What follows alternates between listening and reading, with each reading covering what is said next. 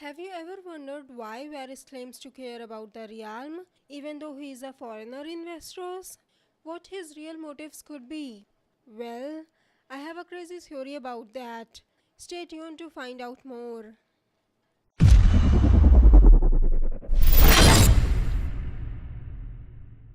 Hello everyone, welcome to Ultimate Book Maniacs, your one stop for book and TV series reviews.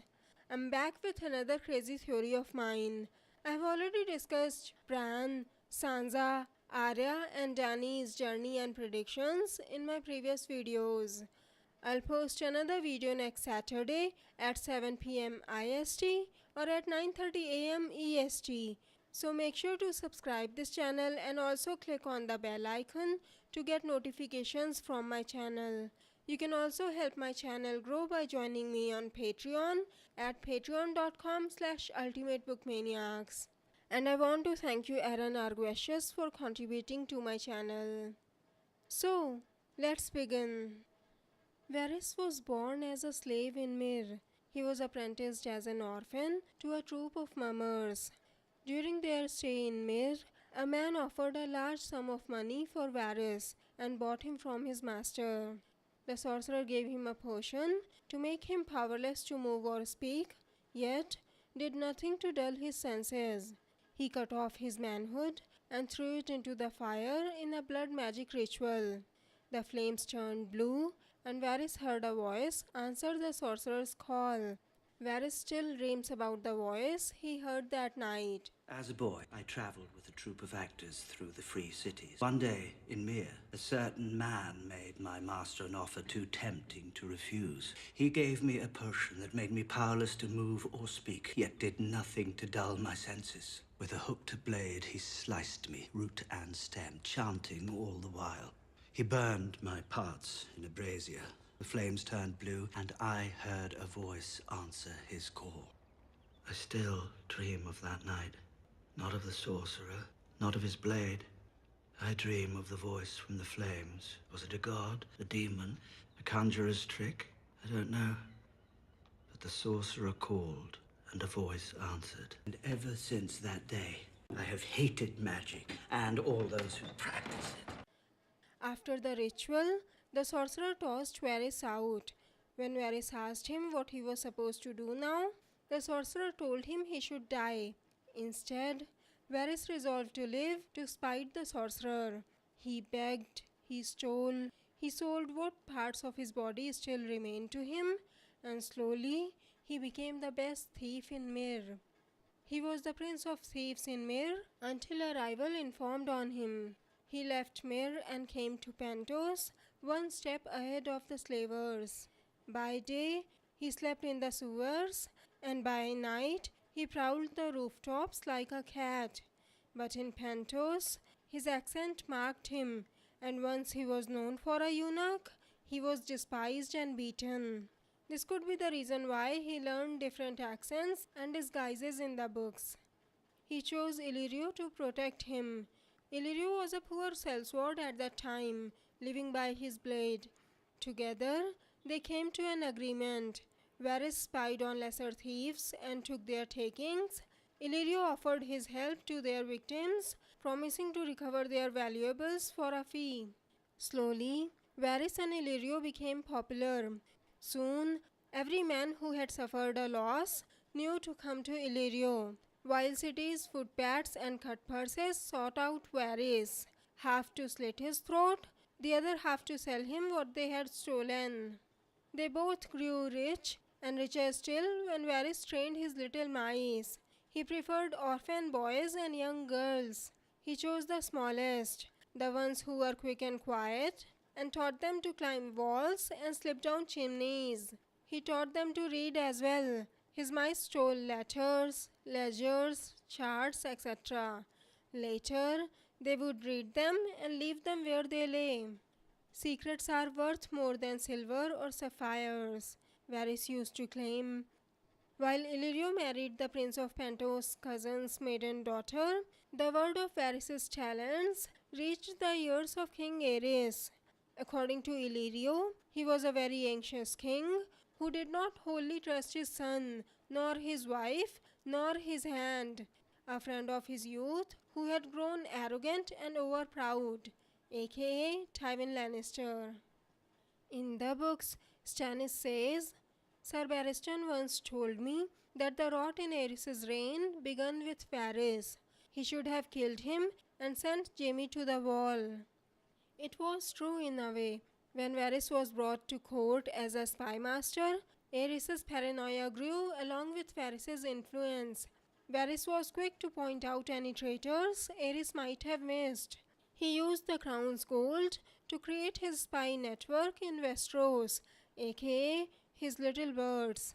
As I had mentioned in my which supporting character will sit on the Iron Throne video, it was Varys who had told Aerys that Rhaegar was using the attendance at the tourney at Harrenhal as a pretext to rally lords to his cause in removing Aerys as king. This caused Aerys to attend the tournament for the first time in 4 years. During the tourney's opening ceremonies, Jaime was admitted into the Order of the King's Guard. Although Jaime wanted to compete in the tourney the next day, Aerys commanded him to return to King's Landing that night to guard Queen Rhaella and Prince Viserys, so that he could not compete in the tourney. Maybe if Jaime had competed in this tourney and had won, Rhaegar wouldn't have crowned Lyanna the Queen of Love and Beauty that day. Anyways, after the sack of King's Landing, Varys was pardoned by Robert Baratheon and continued to serve as the Master of Whisperers. As I had said in my supporting character video, what Varys had told Ned about caring for the realm and Westeros didn't make any sense. He was born in Lys, then moved to Myr, and from there to Pentos before arriving at Westeros. Why does he only cares about who rules in Westeros?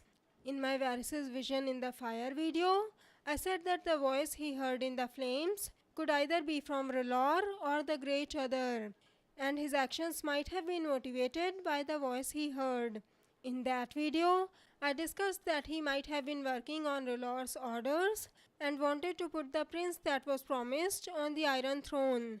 I also mentioned in that video that Varys had the proper resources to make sure the scroll reached into Rhaegar's hand, making him think that he or his son was the prince that was promised. But when I was making the Great Other video, another possibility came to my mind. So I'm here with another one of my crazy theories. What if he heard the Great Other's voice in the blue flames? We all know that the blue flames come from the White Walkers. Even Viserion's flames have turned blue. Maybe Varys had a different goal all along. But before we get to what that goal might be, I wanna give a shout out to Sean Kilaki's comment, who said, I like the way you weave Varys and the voice from the blue flames he heard. Could it be that this voice is what you theorize and Varys is working on behalf of someone or something all along from the time he lost his powers, the perfumed seneschal? I completely agree that it's possible that this incident might have motivated Varys to reach where he is today.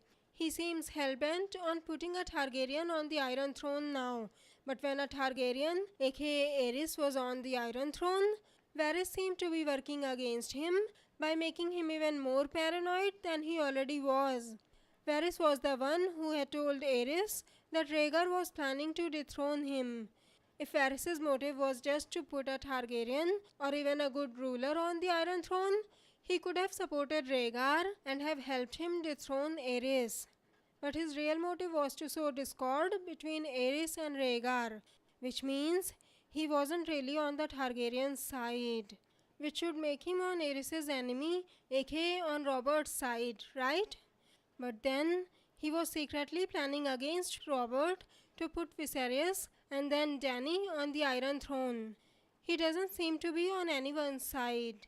Why? So here's my crazy theory. What if Varys was working for the Great Other all along? He told Tyrion that he didn't understand what the voice in the flames said. He could have been lying to Tyrion, or he could have found out what it meant later. If Varys had been working for him all along, it would mean the Great Other wanted him to be there. You might ask why he would want Varys to be there. What if Varys' task was to make sure that stayed on the Iron Throne long enough, or maybe to cause a distraction when the White Walkers decide to attack Westeros. Westeros was weakened by war. Thousands of soldiers have died in the War of the Five Kings. And then, when Dany came to Westeros, Westeros would have been much stronger if the war hadn't killed so many people and if Westeros had been under one ruler. I know it was Littlefinger who started the War of the Five Kings, but we know that Varys and Illyrio's motive was starting a war too, only Littlefinger beat them to the punch. Remember the scene where Arya overhears Varys and Illyrio talking?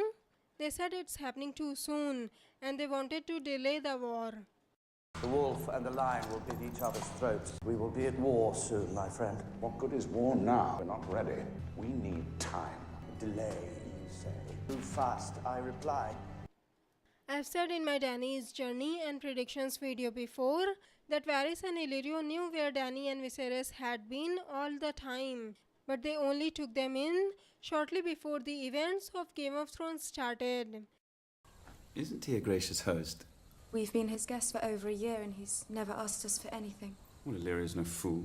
He knows I won't forget my friends when I come into my throne. Doesn't it seem suspicious that Varys and Illyrio helped Dany and Viserys and started planning to invade Westeros just before the others have started killing the Black Brothers beyond the wall? It seems like Varys knew that they have made their move, so he made his by taking Dany and Viserys in and by planning to start a war when the others will make their move. Maybe that's why Quaithe warned Dany to beware of the perfumed seneschal. Maybe Varys will betray Dany in the end. I know this might not happen in the show, but do you think it's possible in the books? Let me know your thoughts in the comments. Anyways, it's time for the comment shout out now. Today's comment shout out goes to DragonGirl15, who said, "What's most satisfying about most of these deaths are that these people die in a similar way they have hurt someone. Walder Frey got his throat slit like Catelyn. Tywin was shot with an arrow like many were during the Red Wedding. Ramsay was killed by his dog like he killed others. Littlefinger died by the dagger he lied about belonging to. Roose was stabbed like Robb, among other examples as well." I completely agree with you, Dragon Girl. What goes around comes around. I guess it's true in Game of Thrones too. Also, remember how Miri killed Rhaego using blood magic to bring Drogo back? Later, Dany killed Miri using blood magic to bring life to one of her dragons. I'll discuss more about blood magic in a separate video. So, what do you think of these theories? Don't forget to tell us in the comments. If you like this video, please click on the like button below, share the video and subscribe to my channel. Have a great day. Bye bye. See you in my next video.